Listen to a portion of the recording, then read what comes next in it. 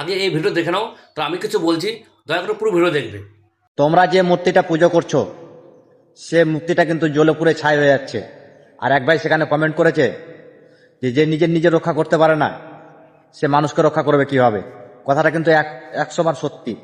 যে নিজেকে রক্ষা করতে পারে না সে কিন্তু মানুষকে রক্ষা করতে কখনো পারে না।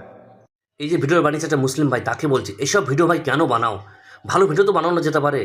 আজকে তুমি একটা মুসলিম ঘরের ছেলে, তুমি তো এটা তো বলতে পারো যে সবাই নামাজ পড়ো, শুক্রবারে নামাজ পড়ো, রোজা রাখো, ভালোভাবে চলো, সবাই মিলেমিশে থাকো, আমরা সব ভারতীয়, এগুলো বলেও তো ভিডিও বানানো যেতে পারে। তুমি আজকে হিন্দু বিরোধী একটা ভিডিও বানাচ্ছ। আজকে আবার কি নিচে একজন কমেন্ট করেছে যে গোমূত্র ছিটি দাও, আগুন বন্ধ হয়ে যাবে। এগুলো কেন করছো তোমরা?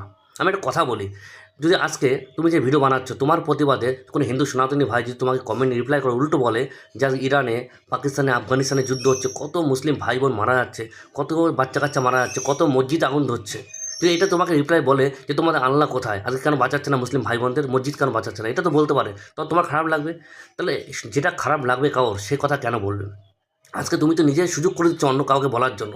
আজকে তোমাকে নিয়ে ভিডিও বানালাম, কেন বানালাম? তুমি একটা খারাপ কথা বলেছো তাই তোমাকে নিয়ে ভিডিও বানালাম। যদি ভালো কথা বলতে আমি ভালো একটা কমেন্ট করতাম। যারা আমার ভিডিও দেখছো যে ধর্মের লোকই হোক, আমি যদি খারাপ কথা বলে থাকি, ভুল বলে অবশ্যই কমেন্ট করে জানাবে। আমি চাই শান্তিপূর্ণ দেশ, সবাই মিলেমিশে থাকতে, এই দেশ সবার জন্য, সব ধর্মের জন্য। ফালতু ধর্মের বদনাম করো না। তুমি কারোর ধর্মের বদনাম করলে তোমাকে তোমার অন্য লোক তোমার ধর্মের বদনাম করবে, সেটা কেন করবো? জয় হিন্দ, বন্দে মাতরম।